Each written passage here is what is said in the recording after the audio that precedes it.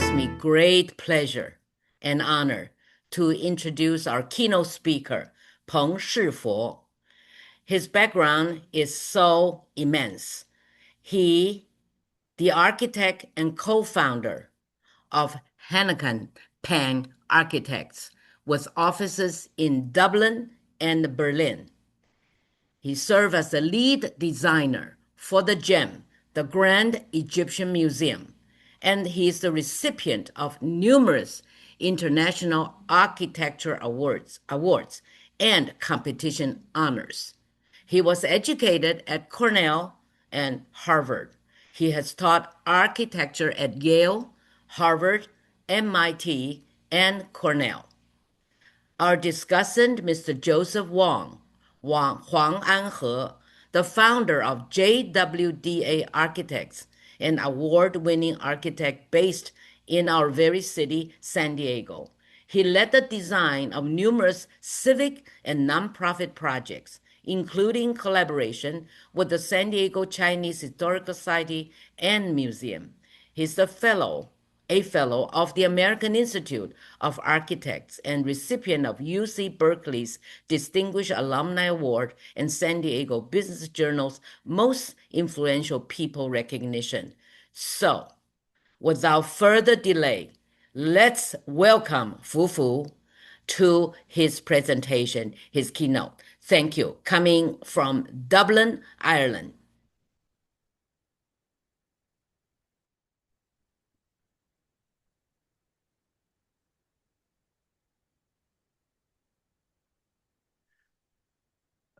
Good morning.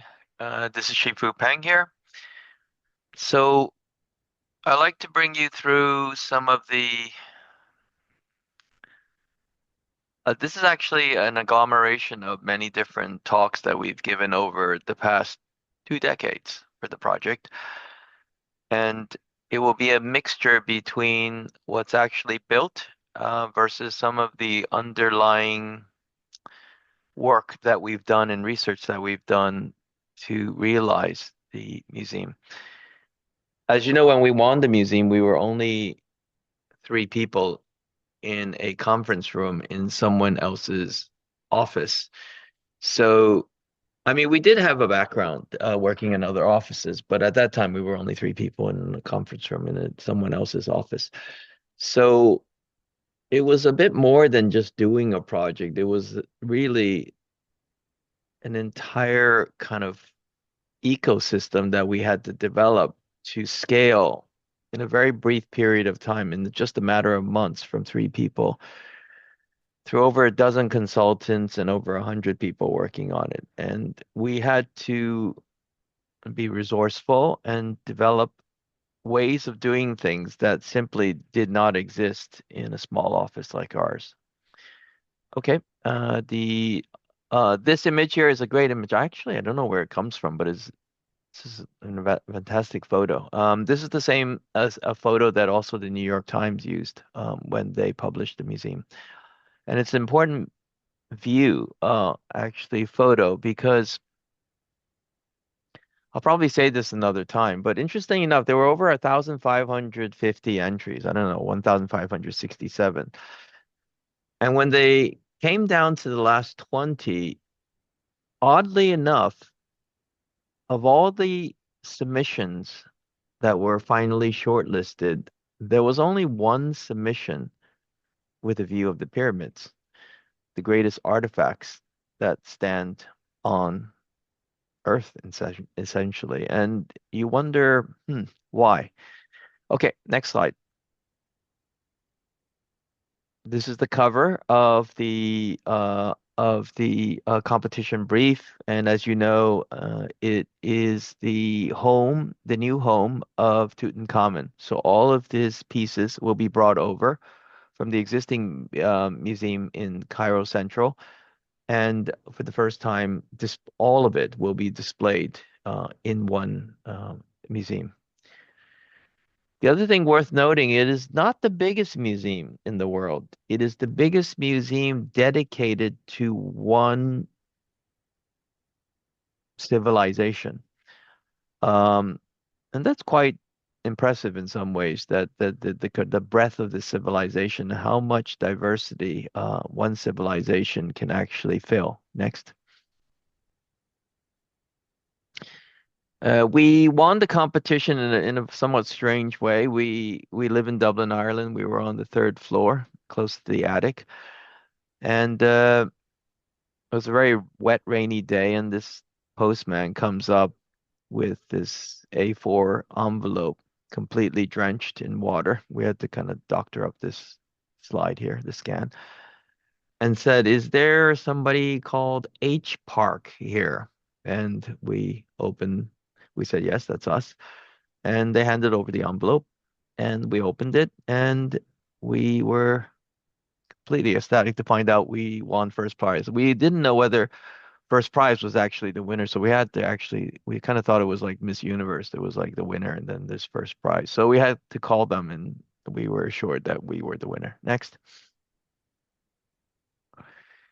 So on the upper left-hand corner, you see our museum with this kind of zigzag that goes through the museum. And its landscape is actually only a quarter of the overall site is the museum. The remaining is actually quite an extensive landscape, um, detailing much of the landscape or agriculture that defined Egypt during its day. But on the lower right-hand corner, you see the pyramids, and you can see that very early on, the museum and the idea behind the museum was inextricably bound to the pyramids, the greatest artifacts, probably one of the three wonders of the world. And what is so powerful about it that we've found out was that it's a museum that only makes sense in the context of the three pyramids. The pyramids obviously is UNESCO World Heritage Site. It's been stamped as without exception to be conserved for eternity. And because of that, you can see that if the pyramids were to be removed from the ensemble where we join museum and pyramids into one constellation, the museum actually probably would be a little bit silly. Why would a museum fan out in these strange rays that don't actually have the same angle at this particular point, looking to nothing?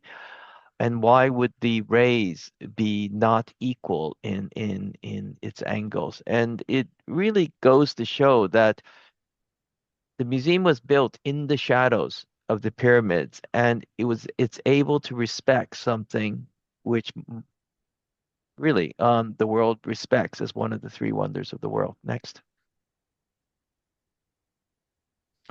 And as you can see, I mean, very simply put, sheer scale. Everything you see in the foreground is Cairo, through the many layers, and you can see this kind of the scale that the pyramids would um, break through its skyline, as if it's just something, almost something from space. It's a scale of the gods. It's a scale not of the people of us mortals, and it's fantastic, and just because of that. Next.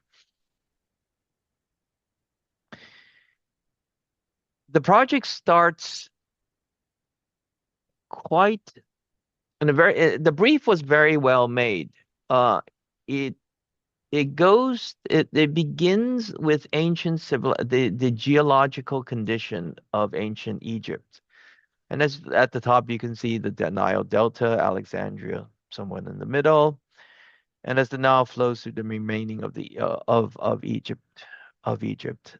Without the Nile, there would have been no Egypt. And it's this stark contrast between the desert to either side and the Nile that flows through its continuous through the entirety of Egypt that was the birthplace of and pretty much sustained this great empire or civilization of great ancient Egypt. Next. And here you see this kind of this juxtaposition. You can see the Nile Valley, the green of the Nile Valley and the Nile flowing through, a green as green as Ireland. It's just extremely fertile.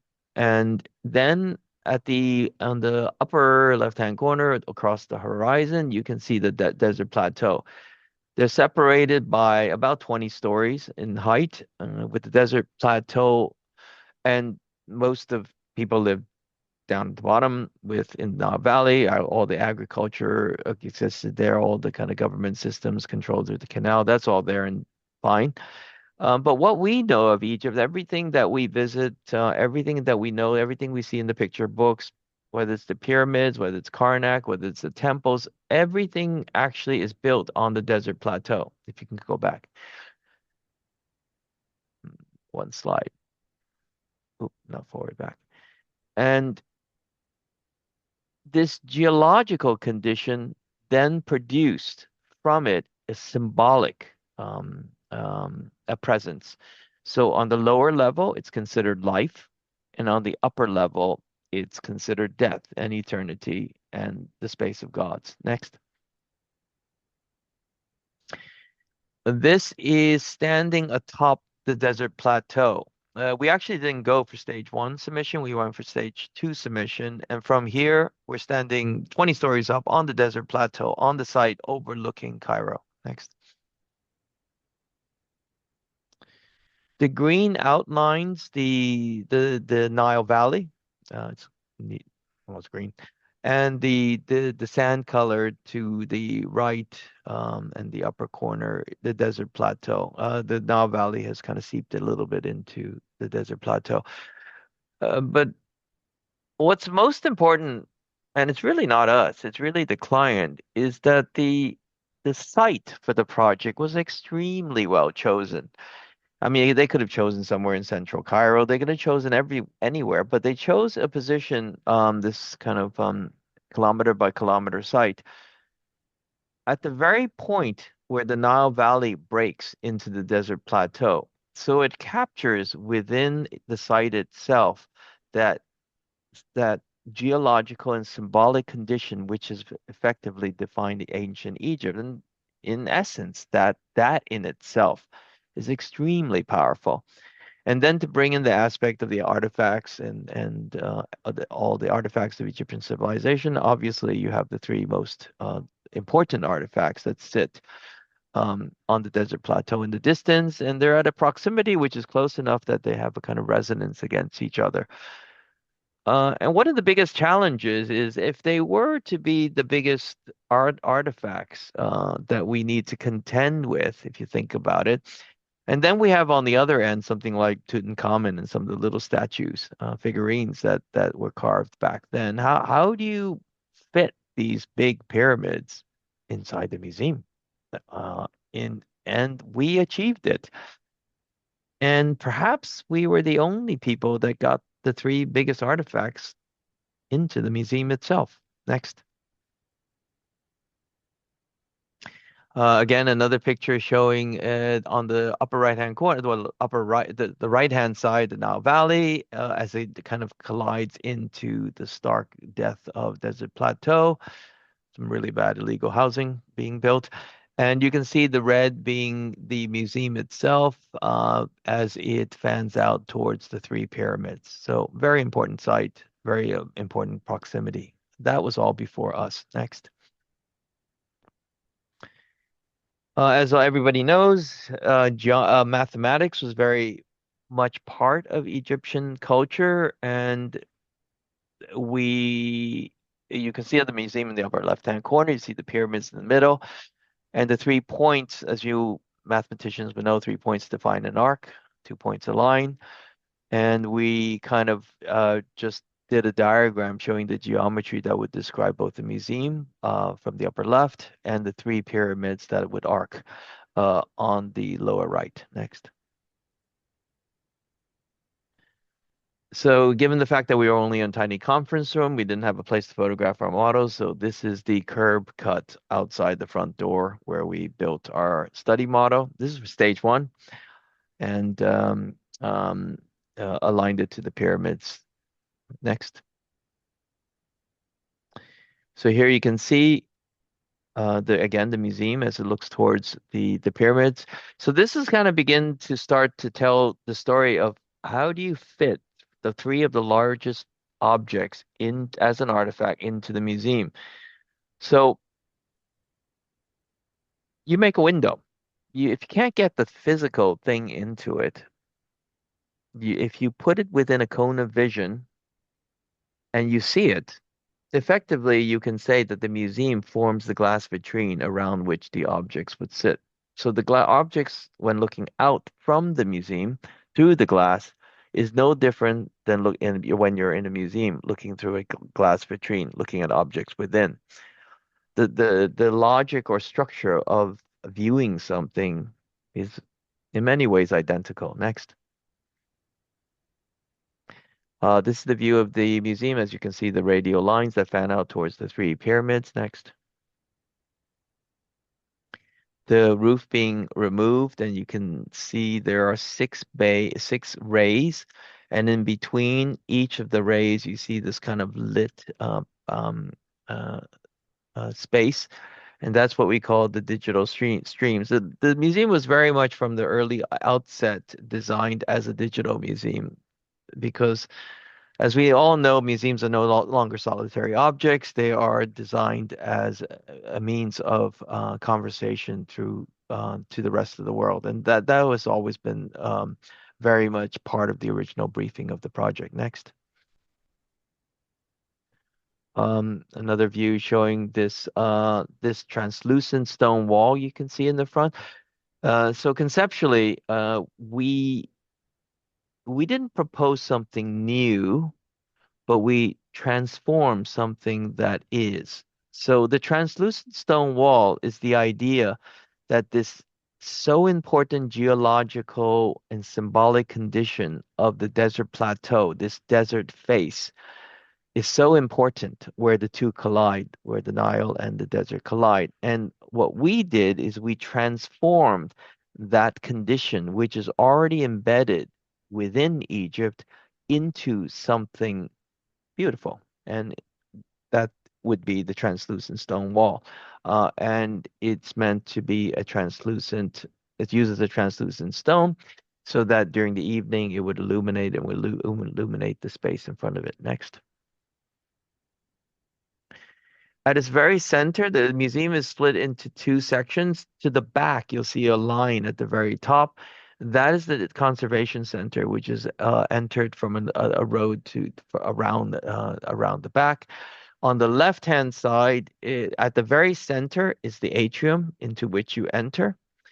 In the triangle at the top would be the lands of Egypt. So again, part of the landscape design. So one of the things that the museum does, Egypt has one of the smallest per square meter per person in terms of public space. This would be a park or a 24-hour museum where local residents can come in the evening.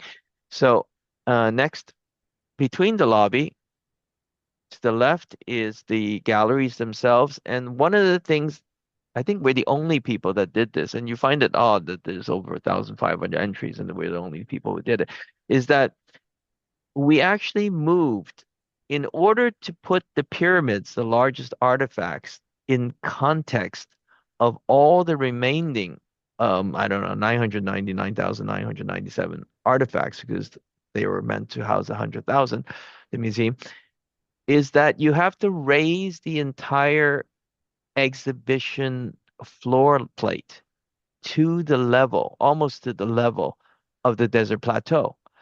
And it's only then does the objects get put into the context of the three pyramids. Because if it sits on the ground, it doesn't work because you can't see the three pyramids. You have to raise it.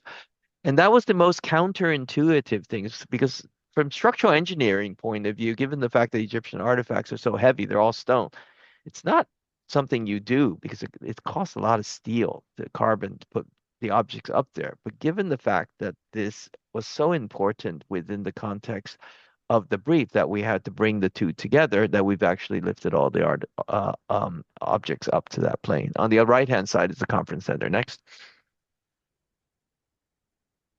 The lobby is quite big, and we had trouble with scale. Everything's kind of big in Egypt. We had trouble with scale, so we brought this model to the client and said you can actually fit in 747-800 jet in there, and you still have probably can get four in. So they got a little bit worried then, because nobody really could get a sense of the scale that they proposed. Next. And that's the same lobby that you can put 747-800s into, and that's the entrance. I think we were standing next to the translucent wall looking at the stair that would bring you up to the lands of Egypt. On the right-hand side would be the conference center, on the left-hand side, the museum. And in the museum, you'll see the beginnings of a stair, and the stair would bring you up to the level of, it would traverse the entire desert plateau from 0 to 20 stories up and bring you to the level of the pyramids. Next. The stair would be reimagined as a gallery, so we would have all the gods through all the ages as you stepped up to the very top. With this, you can see a bridge that crosses over, which you'll see later. There's a bridge that crosses over the stair. And then there's a travelator escalator on the right-hand side. Next. And another view of the stairs. Next.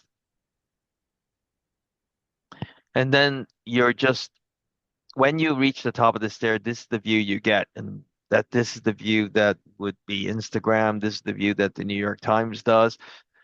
And there's a certain degree, I would say, of humility in this image because you say, where's the architect's building? You don't see it. Fundamentally, we are there in deference to the majesty of these three wonders of the world.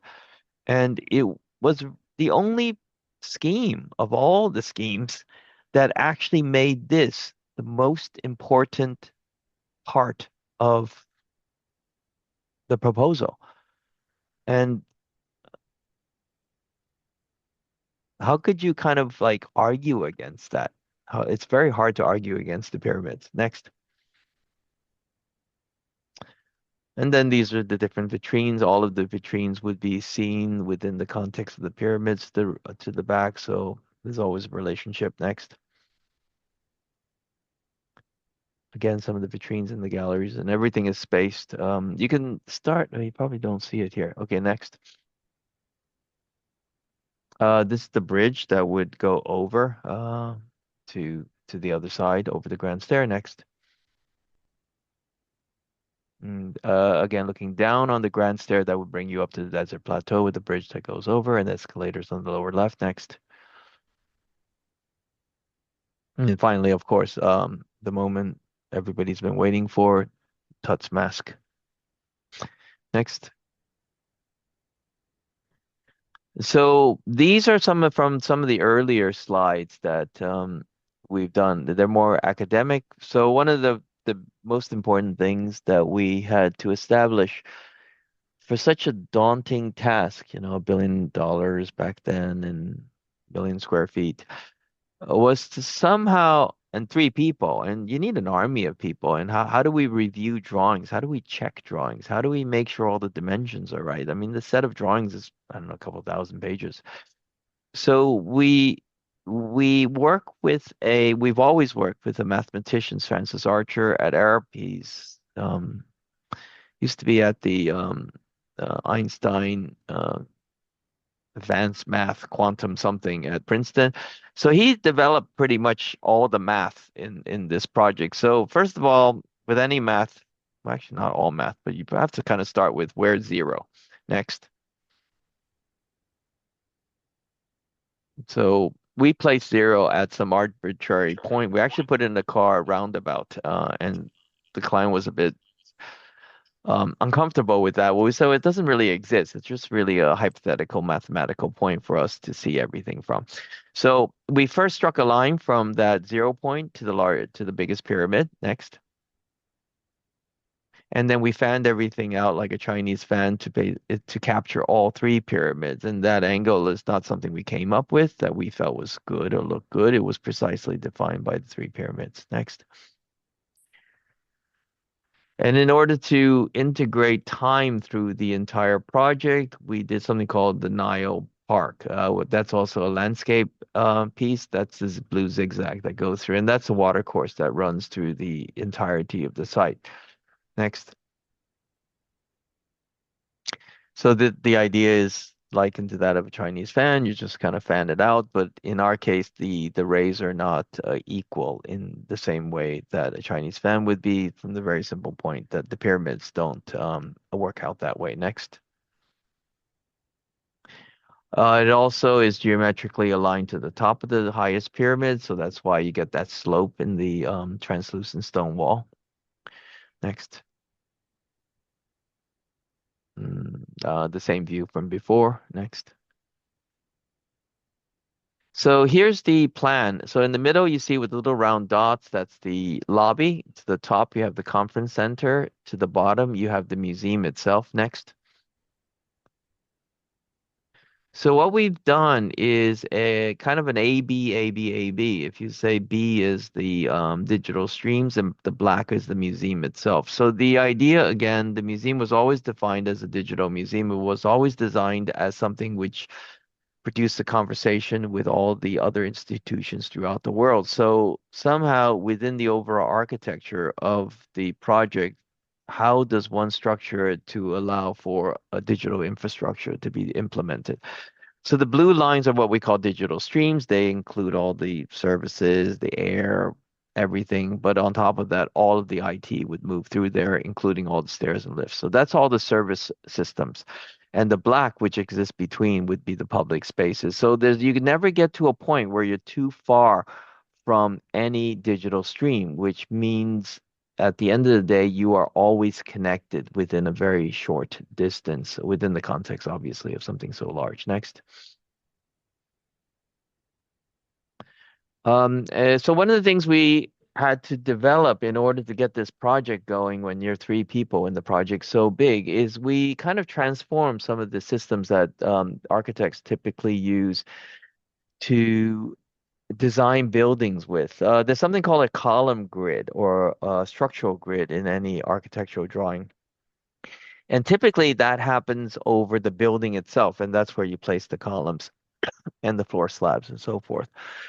Um, but the beauty of the structural grid, the column grid, is that you pretty much know where everything is at any one point in time because you have this somehow matrix that allows you to cover vast amounts of spaces without getting into where's the toilet, partition and things like that. So you hit the main, and that is something we transform. So we said, if that is a kind of a form of knowledge that us, an infrastructure that allows us to understand that all the key um, structural large conditions within a built project, why don't we take that simple and system and apply it for the entire site?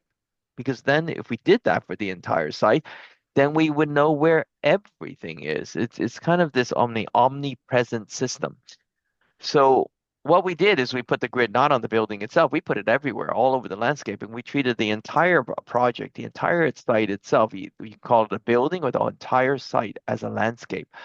And every single road, every single drainage pipe, every single duct, every single wall, everything existed on this grid.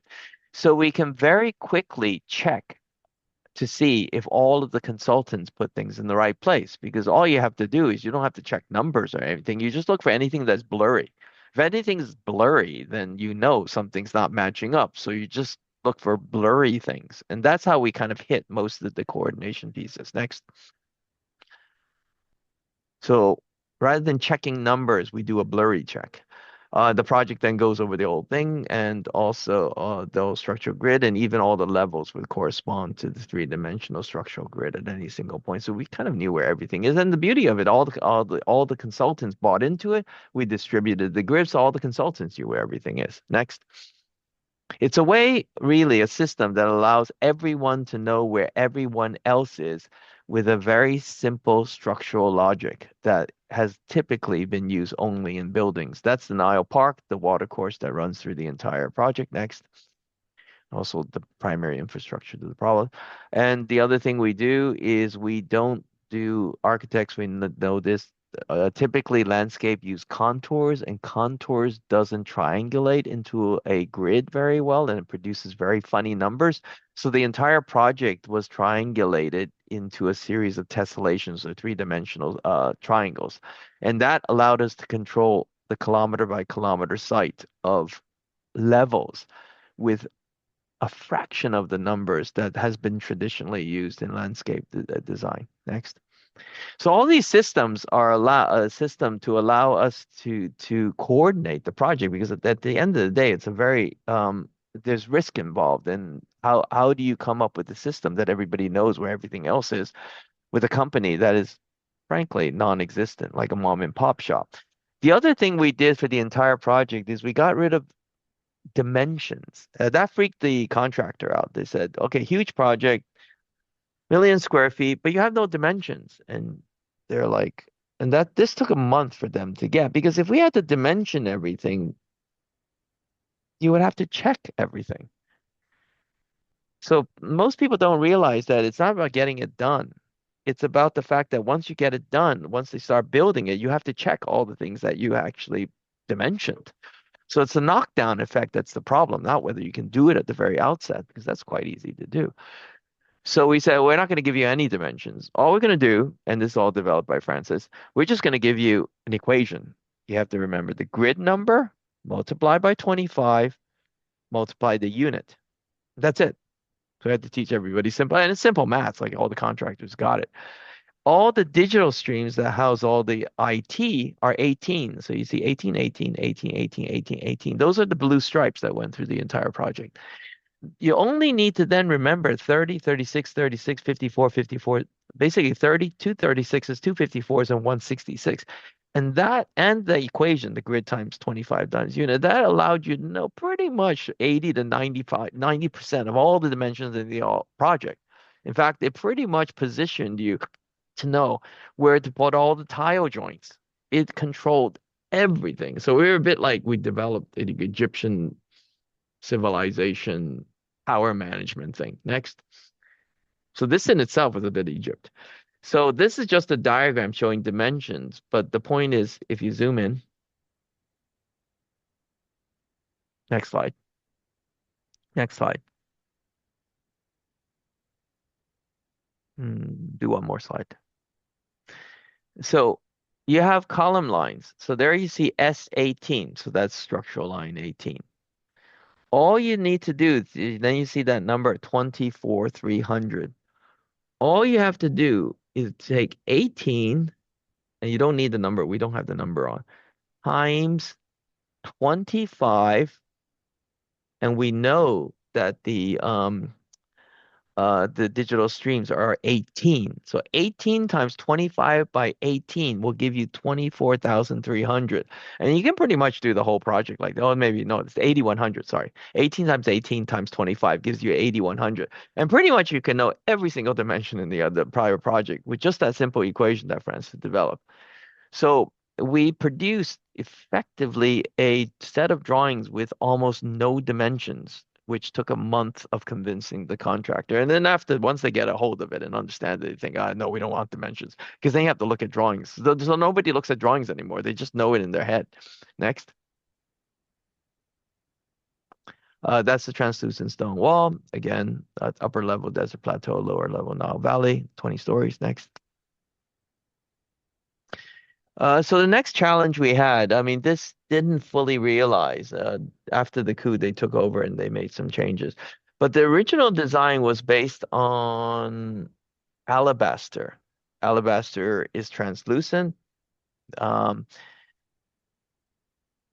It was quite weak. So we then changed to onyx, which was still weak.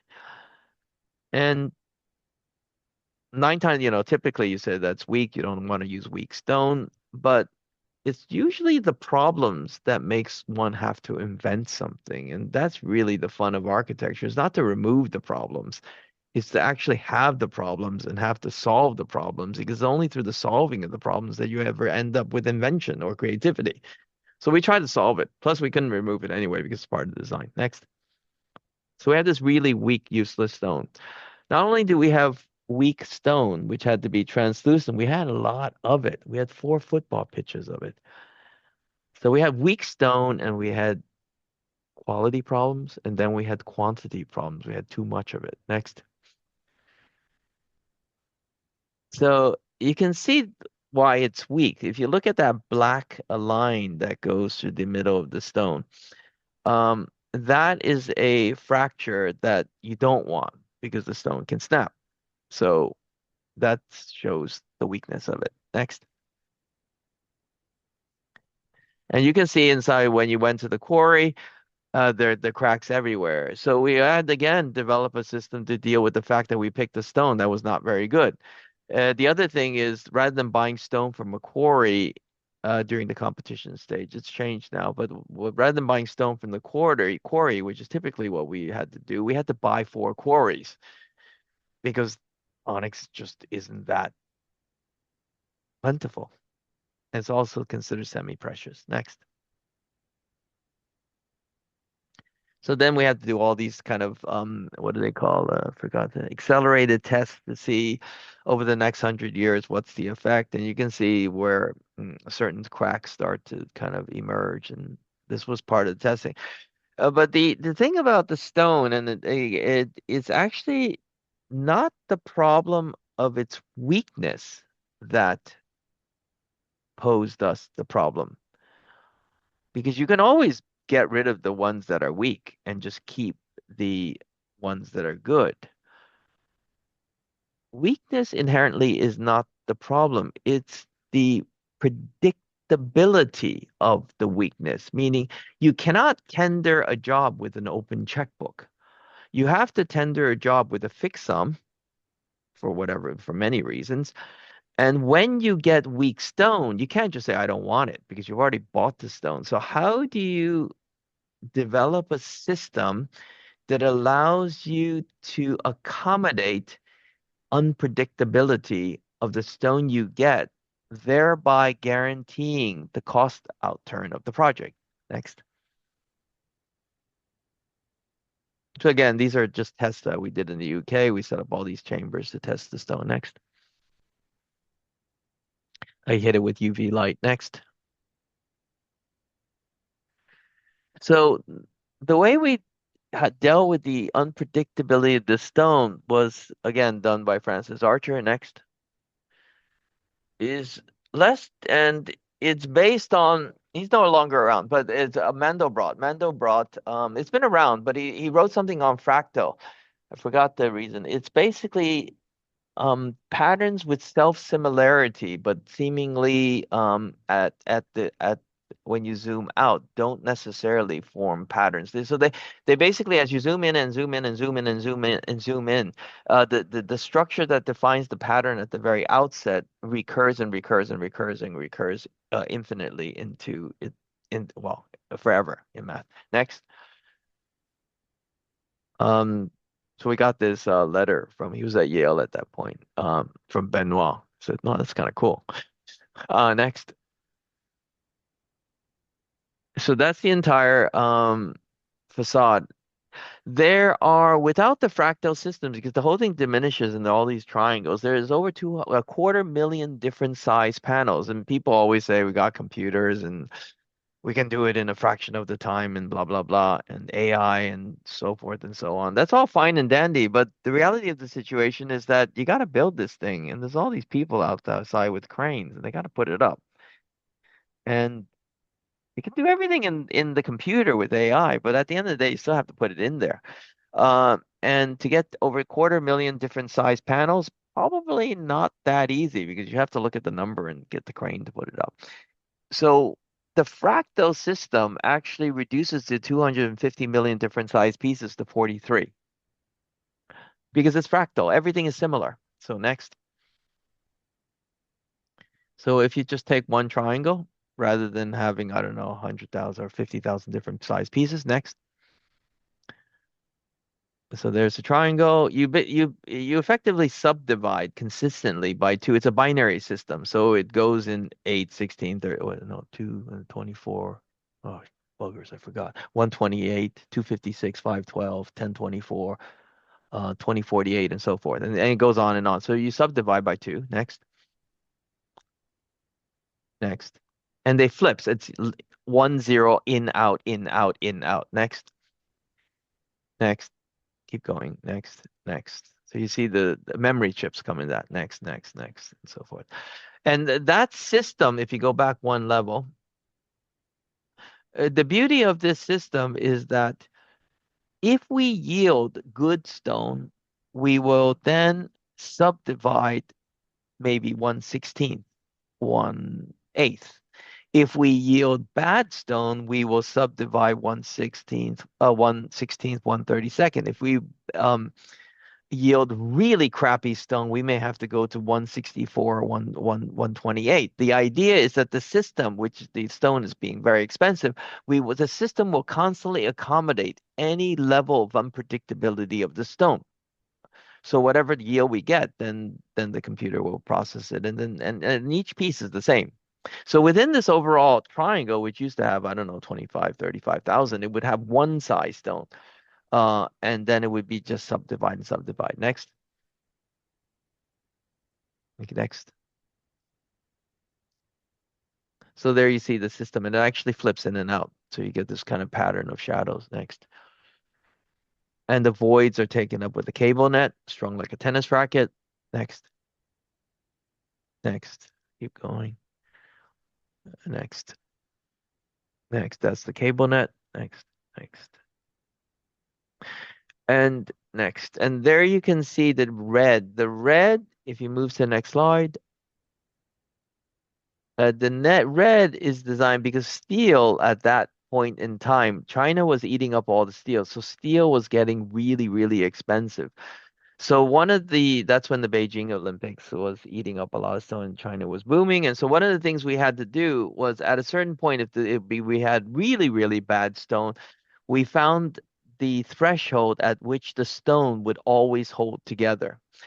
And the final fractal, I don't know whether it's at 1 to 256 or so forth, would actually be held by the stone's rigidity itself. So you don't actually remove the steel. So depending on the rigidity of the stone, we can actually move out and remove steel so that we actually use less steel because steel was very expensive then. So the whole system was designed to accommodate unpredictability and to deal with cost, to keep it cost in line. Next. And that just broke down to the finer details. Next. And the intersection of the cables. Next. Next. Next. And it's because it's a fractal system, you can see that the depth even, so larger spans get a meter or 900, then the halves 450, well, actually 600, and the halves 300 or 450, 300 halves to 350, 150. It isn't that, it's not fractal at this level, but you can see the halving of the different numbers. So that deals with the structural members that would hold the overall plane of the triangle. Next. Same thing with the structural. Next.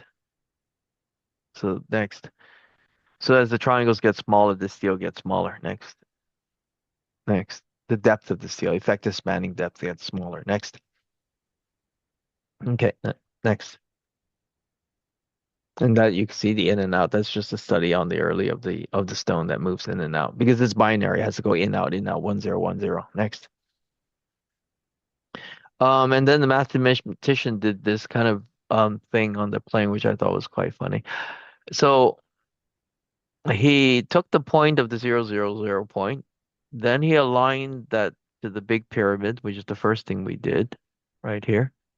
And if that line continued, it would actually go through his office in London, and then would go through our office in Dublin. So we thought that was a bit mysterious. Next, bit like Tutankhamun's death of when they opened the tomb. That's the view at night. Oh, okay, that's it. Oh, go ahead. I think Joseph put this up. Joseph is ready to discuss more with Shifu, but I wanted to tell you that two beautiful women, Barbara and Qingye, invited me on a very special trip to Egypt 2024 when this museum had a soft opening. I went up and stood by the window looking at the Giza pyramids, and I said to myself, the question is, who are the architects? And here we have our very wonderful group of architects, mostly Mr. and Mrs. Peng. So I want to say to you, if you've not been to the gem, please make sure you buy a ticket to Cairo. And this monumental task could not have been done with the genius stroke of this beautiful couple. And now I invite Joseph and Fufu to have a conversation. Thank you so much. Well, good morning, everyone. Well, good evening, Shifu. Well, it is a truly great honor and pleasure to be here with you today. I want to first say thank you to San Diego State University and San Diego Chinese Historical Society for organizing this very special program and bringing us together to explore such an amazing work of architecture. Well, I'm absolutely delighted to join you this morning and to participate this conversation with architect Xifu Peng. Hi, Xifu. Well, thank you very much for your inspiring and fantastic presentation, for sharing the extraordinary journey of the Grand Egyptian Museum. I am truly honored to have this opportunity speaking with you today. Well, as a fellow architect, I have enormous admiration of what you, your partner, Rusin, and your entire team have accomplished. Well, winning an international design competition with more than 1,500 entries from around the world is remarkable in itself. But guiding that vision through more than 2 decades to completion is an extraordinary achievement. The Grand Egyptian Museum is much more than a museum. It is an architectural response to one of the world's most powerful historical landscape and one of the humanity's greatest civilizations. Shifu, congratulations on this remarkable accomplishment. I would like to begin at the very beginning. The original idea, can you take us back to the competition phase, I guess back to 2002? What was the first guiding idea that shaped your design proposal? And how did the pyramids, the desert landscape, and the site's topography influence your design thinking? Yeah, so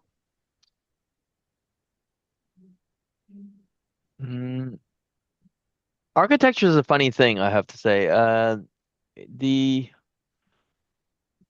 It's meant to be a creative discipline. So at least we're trained in architecture school to always produce an object through creativity. But I think where this project stems from is the ability to appreciate someone else's power. And I think there's a point where whatever we're trained to do, that we're also have to come to a point where we need to stand in the shadows of something far greater. And that recognition at the end of the day was what drove the project. And as you know, it's You can see the pyramids from the galleries. The facade is nothing more than the desert plateau, the face of the desert plateau. And I think when architecture has the capacity to frame or make present or even make more important what some of the objects that we are blessed with, I think then it actually becomes even more powerful because it takes a different way of approaching an a project. So I think that's really where the project I guess begins. And like I said, it was the only scheme in all of the schemes that you can actually see the pyramids. The rest you ended up seeing the architecture itself. Wonderful. No, wonderful. Your winning concept was, created more than, 20 years ago. And, well, as a museum, design, technology, and the visitor expectation evolved over that time. How did you adapt the project while preserving the strength of your original concept? I mean, things obviously have changed over time, and uh, this gets a little bit academic.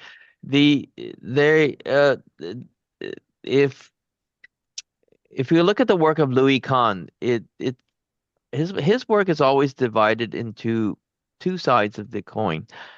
One side, which is the permanent, which doesn't change, usually built in concrete. Um, Spaces of gathering, like what you see in front of me. Mhm. Right. um, um, how places that scale of places, the large scale versus the small scale, that all humans like large spaces like forums together, and then they also need the smaller spaces for to be outside of the, I guess maybe the chaos. That never changes. And then there are things that are changes in Khan's work that would usually be made out of wood. So the long and the short of it, the museum is always composed of two systems, one which is timeless and one which is Mhm. ever changing. And like you've seen in the plan with the blue stripes, digital streams effectively would contain everything that is changing, the IT, the electrical systems, all that kind of stuff. And what's outside, well, I don't think that's changed for 3,000 years. It's pretty much spaces that people display and congregate and Yeah. converse in. Well, wonderful. Well, yeah, I think during your presentation, the geometry and the scale, I mean, you had a very nice, talk about that. I mean, your work is often celebrated for its clarity and the geometric precision. But how did you balance that strong geometry of the building and its relationship to the pyramid while accommodating a collection of more than 100,000 artifacts, all different in scale and significance? Mm. The goes back a little bit more back again to architecture, architecture itself. Architecture. mm, Architecture is never the event. So let's just say we take something quite simple, a basketball game, anything, an event, a birthday party. We as architects don't, or living room, we don't build or design the basketball game. We don't design per se uh, I don't know, okay, let's just say Bob's basketball game for sure. We don't actually design the event, whatever it may be, or in a kind of a trade fair inside a large convention center. Architects design the space that contains the event. We provide the shell and the event occurs into it. We don't design the event. Mhm. The objects within the museum is the event. It's already done. We don't design it. We only put the organization around it. So if you look at the only thing we had to do is that within the overall grid structure, and it goes really back to one of the images where I showed the overlaying of the grids and each labeled with time, is that we only provided an infrastructure or grid. Our grid does many things. It does everything. It does structure, does the services, does everything. And the other thing it does is actually indexes time. So every grid line actually corresponds with the a particular phase, roughly, in Egyptian civilization. So as you move through the grid lines, you move through time. So at some point, so that provides the overall infrastructure that basically indexes Egypt throughout its entire civilization. And at that point, the event, the basketball game, just needs to be played based on Yes. basketball. The objects need to be what they are, and they just do what they do. We aren't going to design the basketball game. And that actually lends a lot of interest, right, to the project. Because if we designed everything, including a basketball game, it would be really, really boring. So I think it's good for people to kind of stretch and do their own thing. And we just to step back and frame whatever is going to go on inside. Yeah, no, wonderful. Same way we frame the pyramids, right? We don't design the pyramids. We just frame it. We just give it a window. But we need to lift the people to the right level, bring them back in time enough to position them both chronologically in time and spatially in space that they see the pyramids in context correctly. That's what we do. And then the pyramids can kind of be what they are. Yeah, no, I think that's well said. Well, one of the like Professor Lily Chang was mentioned about the framing that pyramid. Well, one of the most memorable aspect of the museum is its relationship to the pyramid. Well, how did you ensure the architectural celebrate this ancient monument without ever, competing with them? Mm, Yeah, I think this was can be quickly summarized in how they judged the competition. So of the all the entries, they removed like about 60% of them or more at the Mhm. very start. Anybody who felt that their building should sit on the desert plateau, meaning on the same level that Karnak, all the temples, the pyramids, all of the things that you know of, Haptachut and Sota sits, you're out. So they took them all out very quickly. So at the end of the day, anybody who sat from the desert plateau down was looked after to the next stage. Mhm. So the point being is that if you felt that you would be an object that would come in dialogue of equal dialogue with the pyramids, you're out because you'll lose. Mhm. And any object that can come to a dialogue with the pyramids but remain in some ways in humility in the space, then you get to the next round.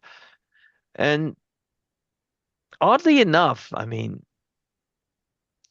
from those windows at the top of the stairs, the effect, even though you're below the desert plateau, Mhm. is, I would say, as astonishing as walking up to the pyramids themselves because of how it's framed. It's all about framing things at the end of the day.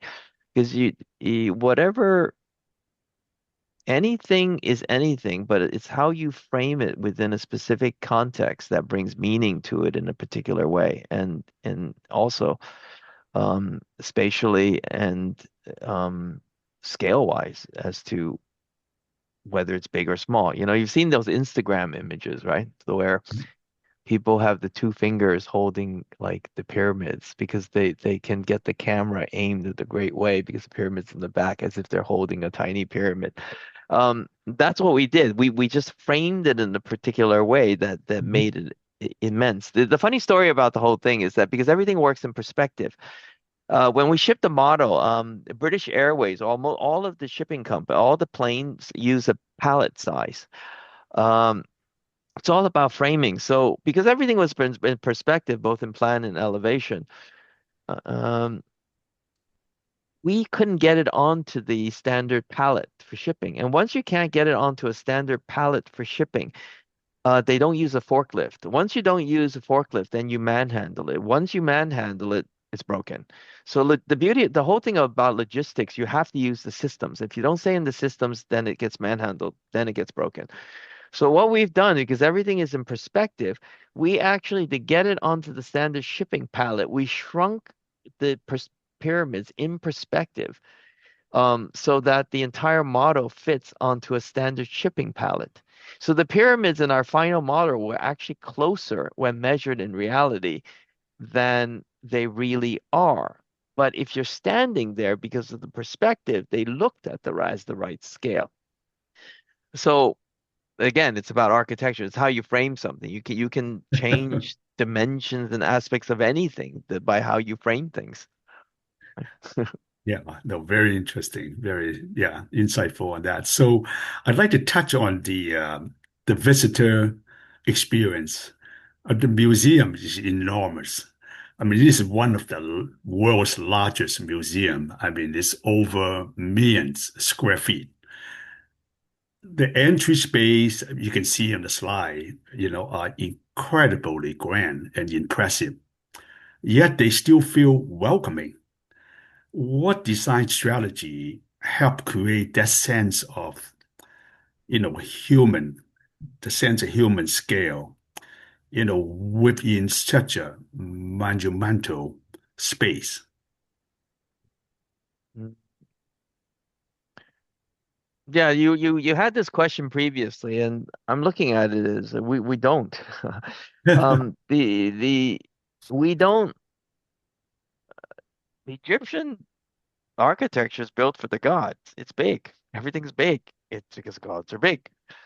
So if we had scaled everything down to the human scale, well, then we lose the impact of scale. So Hmm.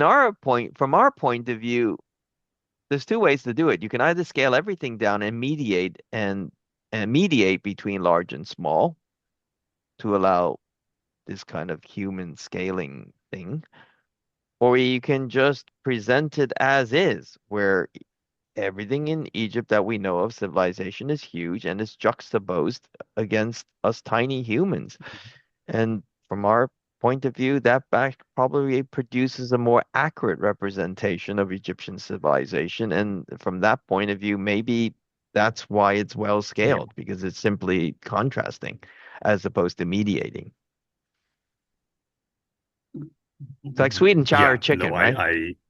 You get both, right? yeah, no, I mean, certainly you look at the, the slide, the picture, that's very, very grand and impressive.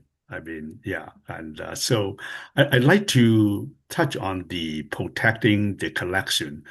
The museum house some of the world's most, I guess, priceless artifact.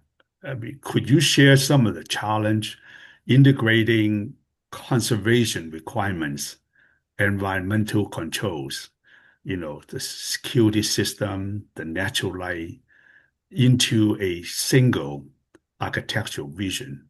I mean, as you can see here, but I'd like to, yeah, hear from how you all, um, integrating, some of all this system, and yet so seem like so effortless.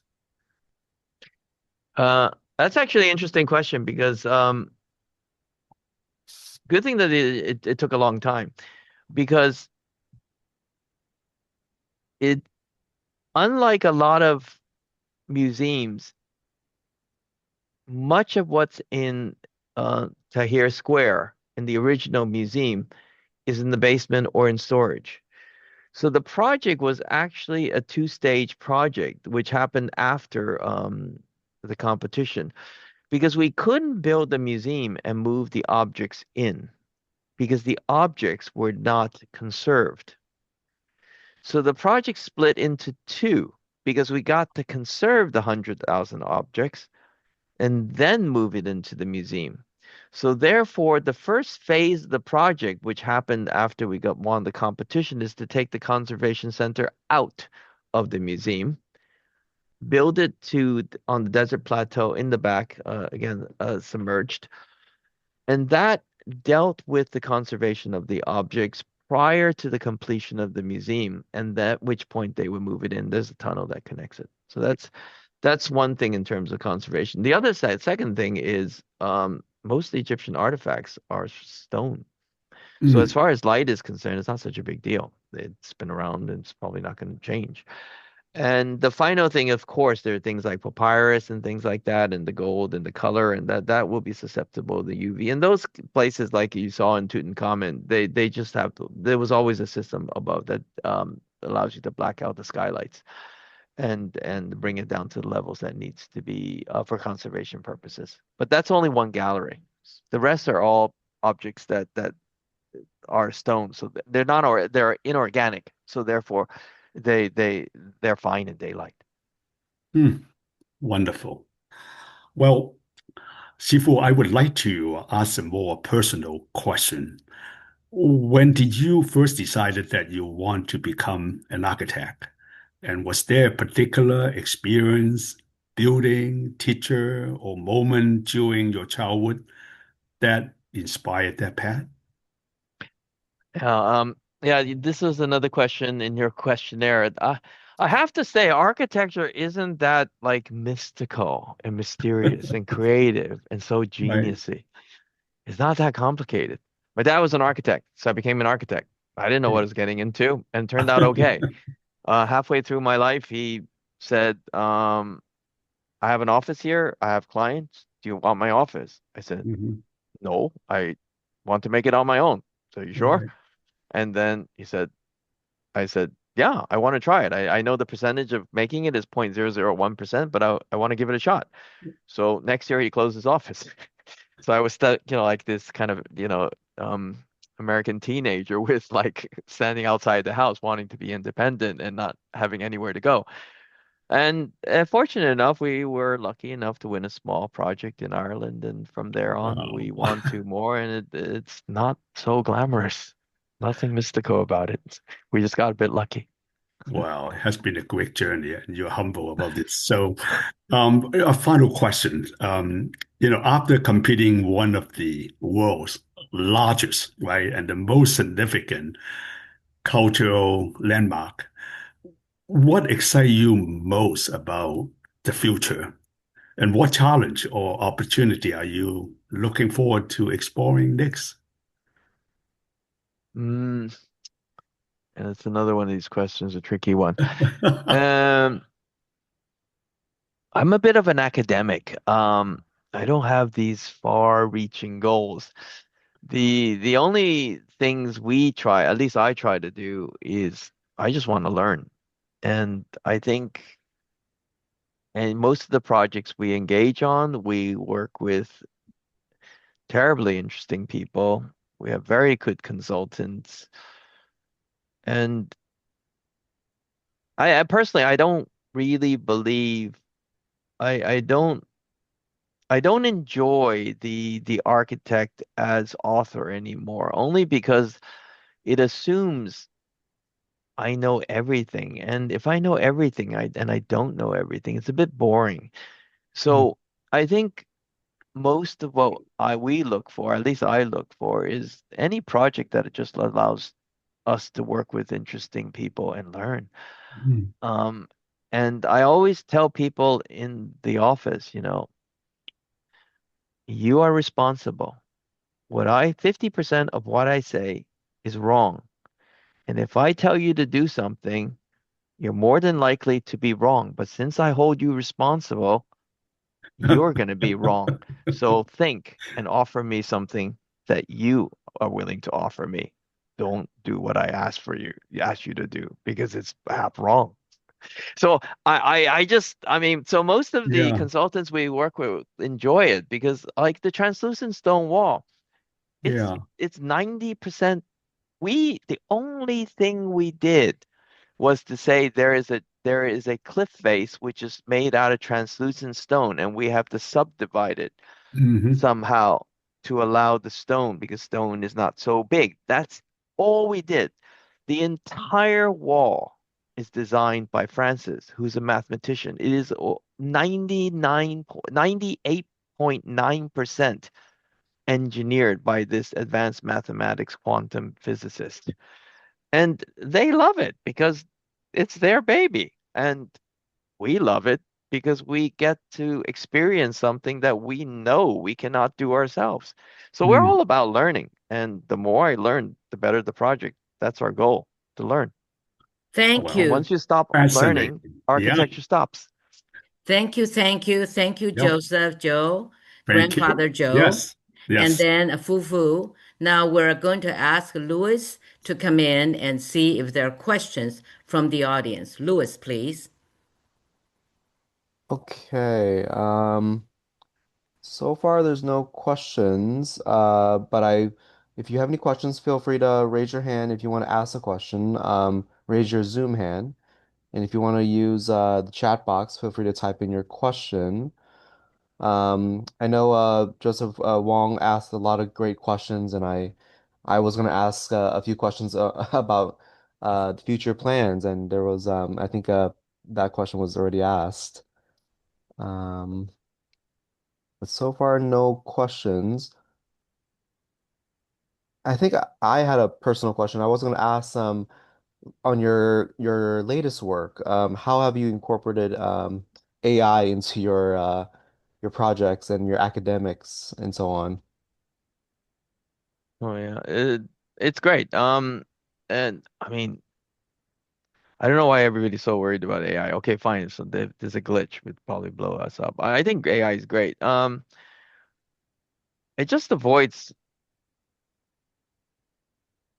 doing things that are a bit tedious. But the funny thing about AI, it's like if I write something, it's like uh, people always ask me, I always ask people, how do you tell if something's written by AI?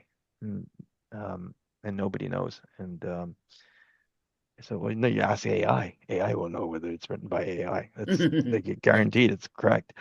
And one of the great things about AI, at least right now, so far, and it's not even minutely close. It's hopeless.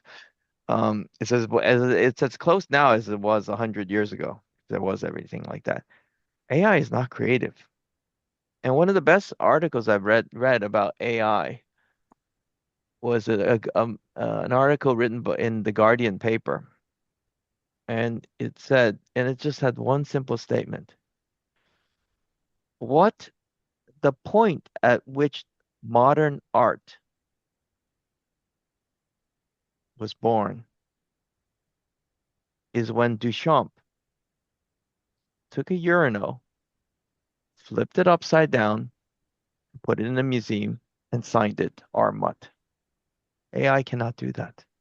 AI will never, you can never ask AI to invent modern art, and AI will come up with taking a urinal, flipping it upside down, putting it in a museum, and signing it Art Mutt.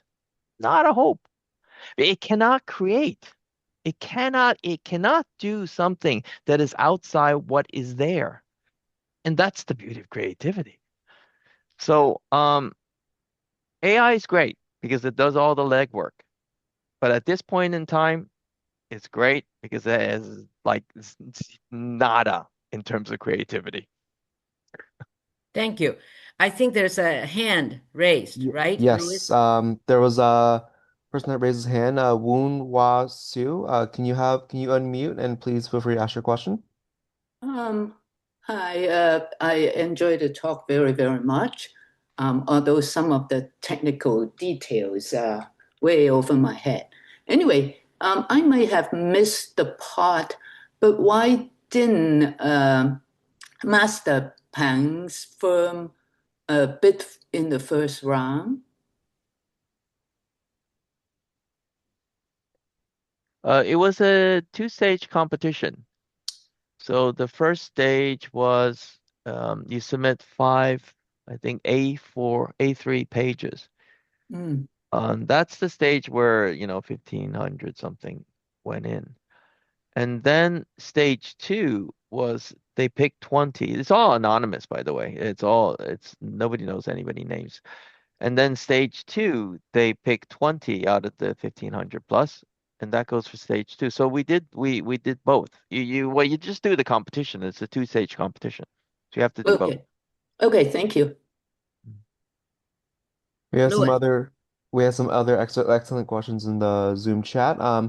Alan Mann asked, when did an archaeological survey did the survey find anything? And as this project was done during COVID, how did you overcome this obstacle? Um, but luckily we didn't find anything. So that was a concern. So that's the short answer. Archaeologically significant. Done. In terms of COVID, at that point, that's all politics. I don't know. It was built during COVID. At that point, the coup has happened. We were moved from the job at that point, and not sure how they did it. But interesting enough, which one of the consultants actually said to me, um, how does your project retain its original idea when you are no longer present? And that is resilience, because in good ideas can withstand immense bombardment and still retain its clarity. Weak ideas will be easily toppled. So I think to a large extent, the testament of the fact that the design still stayed true, even with the political machinations after the coup and our removal from the project, shows very much that it was a very clear idea. Okay, another question from Susan Zhao.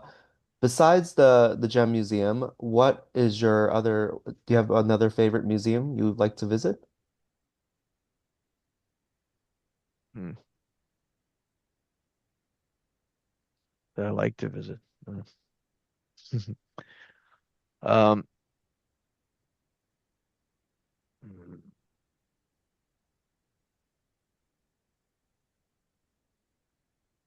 Ask me in another lecture. Nothing comes to mind I mean, there are a lot of good museums. I just don't, nothing, I'm drawing a blank now, but I'll think about it before, hopefully in the next 7 minutes. I have a suggestion to Susan. So there's also a Egyptian museum which was built in 1902, I believe, and that's also a museum definitely worth visiting. Thank you, It is just the Louis. one in Cairo, Yeah, the Tahrir Square. That's a beautiful museum. yeah. In fact, I almost like it as much as this one that we've done, but if not more, because it's got wonderful spaces, it's got wonderful scales, it's got this whole series of kind of organizations. It's a tripartite scheme. It's really well done, and the positioning of Tut was great. It just doesn't fit everything. That was the only problem. Okay, Louis. we have another question from Anita. Did you also design the boats museum section inside the gem? Oh yeah, what is it called? Yeah, I don't know. I actually haven't seen pictures of it, so I don't know exactly what happened, but it's the solar boat. That's it. Yes, that was quite tricky because it's wood, and it's like putting into a museum a giant bonfire, a like like a tanker of gasoline. So there was a lot of fire engineering to get that in there. It was mostly engineering, not the boat, but everything that contained it. Okay, another question from Wendy. What are other projects you and your team have done since completing this gem project? I don't know. There's a whole bunch of them. Um, Any memorable ones that you would like to? the one that hopefully it gets done. all our projects are so controversial. Like we never know what happens to them. The one that we well, maybe this is an interesting thing. I mean, it's bad to like your own projects, but we're actually doing a project for if I'm sure a lot of you have been to Berlin. There's a kind of blue church in the center of Berlin. It's called the Gedächtniskirche. It's the Kaiser Wilhelm Gedächtniskirche. It's blue and it's in the middle of Berlin next to the zoological garden. And it's the only object that's left in ruins in Berlin. The reason being it's considered as the space of remembrance and reconciliation, and it's meant to be an open wound to remind those of the atrocities of the war. And we're currently doing that. It's a very small project. It's a very small museum. But oddly enough, I'm gonna get lost in this thing. There are two of them in the world, two ruins. One in Berlin for the atrocities by Germany, and it's part of the whole educational system. It's about teaching people what has happened, so forth. The other one, I'm sure everybody, if you think hard, the other kind of dome that is left in ruins throughout in the world, if you think hard, it's actually the A-bomb dome in Japan, Hiroshima and or Nagasaki. The two are a pair, and they form this remembrance and reconciliation thing. So we actually won that competition some time ago, and it's going forward. And it's a very similar project to Egypt in the sense that in Egypt we didn't design something that would compete with the museum. The requirement for that project was in order because the government doesn't fund the church in Germany. So they had to gain admission. They had to get admission tickets and all this kind of stuff to pay for the museum. So what everybody did was they asked people to get to the top to sell tickets to get the view at the broken steeple. And everybody put a stair in that filled the entire museum with this kind of beautiful DNA double helix stair that brought you up in the pediment in the tower to the top. And in the end, we said, don't put in a stair, just upgrade the existing stairs that they have that brought you to the top, which ran around the edges. The point being is that in that case, the architect and everybody created a new object to be displayed as an object of creativity. And you have to kind of pay homage to the new object, which is new stair. And what we said, the whole point of the tower is that it is an absence. It is an open wound. It is incomplete. So the whole thing we did was preserve the void in the middle, and that hollow center is what allows one to feel the sense of loss. So we won effectively by doing nothing. We just say upgrade the stairs. It's done. Don't do anything. So we were by far the cheapest too. Everybody had to build a huge stair. So as far as the museum is, we felt it's a good museum because it's not about displaying an object. It's about going into a space which is left in ruin with a hollow in its very center, and to feel somehow when there a sense of loss. And that we believe is a very powerful artifact of remembrance. Louis, we have a hand raised. Correct. KB Lim, please unmute and then please ask your question. Hi there, Mr. Peng. I must congratulate you on such a wonderful presentation. I think this is the first presentation by an architect that I, as a physician, can understand. I have visited the Old Cairo Museum many years ago, and I was impressed by how disorganized the thousands of artifacts were placed. I remember going through room after room surrounded by all these artifacts, in what I thought was a fairly disorganized way. Now, with your present museum, were you in any way, shape, or form involved with placement and arrangement of the artifacts within the museum? Yeah, to some degree, yes. So what we did is that we're not going to get down to the nitty-gritty of each individual piece. We can't. That has to be handled by museology. But if you look at any, okay, obviously it's highly controversial about how one groups historical facts and figures because it can be twisted in any way one wants. But if you squint, whether it's objects or the events that occur in history, generally they break themselves down into lumps. Groups, periods, Renaissance, medieval, the Stone Age, the Copper Age, generally things group in lumps. And what we did is the same thing. It's like we don't design the basketball game. We design the shell around which basketball is played. But we do design the metrics of the shell that it is so big to fit the court. It's got the overage on the sides for the players to go around, and it's got the overage on the sides for the 80, I don't know, 50,000, 20,000, whatever spectators. But we don't design the game. So as far as the museum is concerned, it's all about framing. So the galleries themselves, the big gallery, 25,000, I think, square meters, something like that. There are three levels.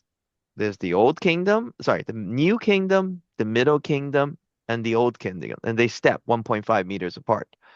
Within each break at that point, between kingdoms, there was war and darkness. So where the two come together, where it's new to middle, there's a dark space where they overlap, and that's when everybody was fighting and war, and then you emerge into the Middle Kingdom, and then again there's war and everything, and you emerge into the Old Kingdom. Once you're at the very top, you see the pyramids, because they contextualize it within the Old Kingdom, and then within each of the kind of column grids, which is inscribed into the stone joint lines, as well as the lines on the wall, they're all chronological. So it does start from the new, and as you move up towards the pyramid, it goes to the no. So in general, we organize time, and we organize large periods and the intersection between those large periods. But once you get down to the individual objects, we let the basketball players play their game. We don't design their game. Thank you so much. Our time is up. We have many more questions, and we will try to get these questions to Fufu, and he can help answer later on. I would like to ask Mr. Pang, Mr. Wang, myself, and the principals to stay behind so we can do the debriefing. Thank you all very much for joining us. We wish we could do for 3 hours, but an hour and a half it was what I asked Fufu to do. Anyway, thank you so much. We have so many people with so many wonderful questions. We will see you next month, where Dr. Lim will be our keynote speaker. I may also ask Mr. Lim to stay, and we can also have a chance to debrief. Thank you so much. 谢谢你啊，谢谢你今天给我们这么精彩的演讲，我们大家都感觉到非常的荣幸。然后也谢谢我们的新任的主妇啊，黄安和先生能够从 Berkeley 进来跟我们做这个。Yeah, this will be absolutely choreographed, and it will be put up on YouTube. So all the wonderful discussions will be able to be viewed by people who, for one reason or another, cannot join us. Also, if you like to review the videotape by the YouTube, you can feel free to do so. Thank you so much. 那么各位可以离场了，我们现在要做 debriefing. Thank you so much. We're going to do the debriefing now. Thank you.